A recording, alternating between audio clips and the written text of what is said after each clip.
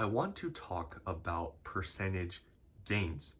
I feel like percentage gains is super overinflated in this Pokemon investing space. Everybody only talks in percentages about 50%, 100%.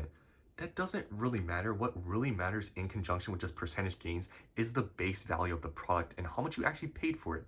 And no one really talks about this. And it's because a lot of people in this Pokemon investing space, they don't do the numbers. A lot of people just see percentages, but they don't actually calculate the value of the product in percentages. And when you sell on eBay, fees and shipping, that stuff really matters, and it's going to take a huge chunk out of your percentage gain if your product does not have a lot of value.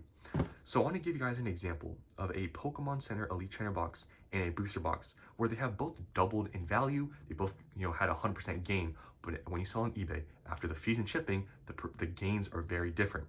So let's say with a Pokemon Center Elite Trainer box, after taxes, because I'm assuming a lot of you guys out there, you don't have a resales permit with, not paying taxes. I'm assuming you're paying taxes.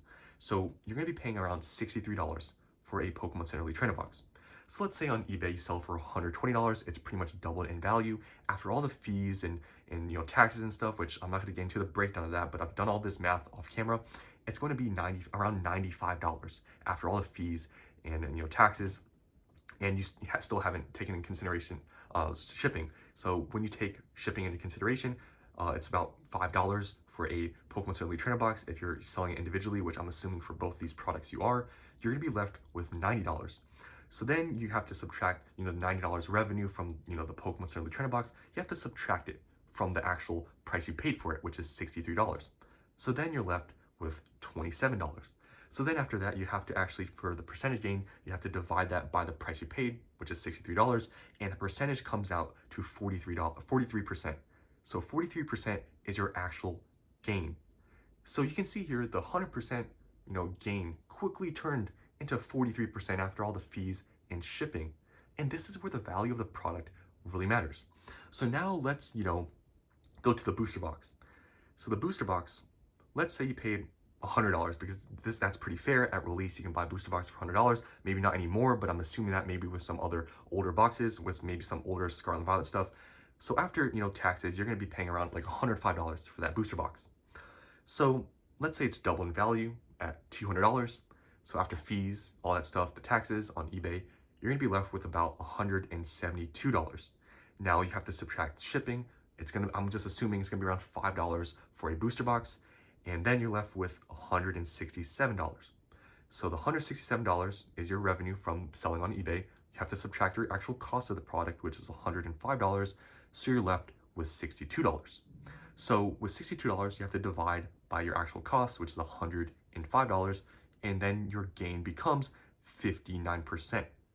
So it's a 59% gain for the booster box versus for the Pokemon Center Elite Trainer box, which is only 43%. So it's a 16% difference. Now, some of you guys out there will be like, man, 16% isn't anything.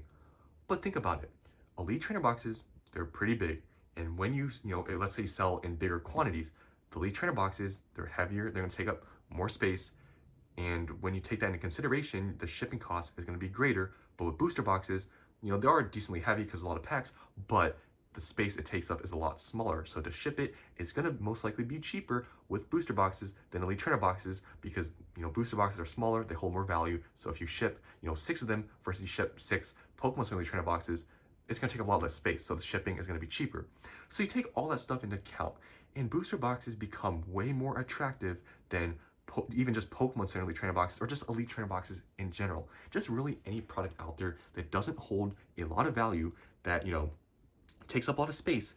This stuff really eats into your percentage gains on paper, and that's something a lot of people don't talk about. Everyone just talks about percentages, but really value matters. And that's why you see here I have all of these booster boxes, because booster boxes, they don't take a lot of space and they hold a lot of value, and they're also, this is another part, they're pretty liquid. So that's why I'm a big just investor in booster boxes. You can see here I have a case of Pokemon Center Elite Trainer boxes of 151, but other than that, I don't really just buy normal Elite Trainer boxes. I know some of you guys out there ask me, with some of these sets, should I just buy normal Elite Trainer boxes of it, like Surging Sparks?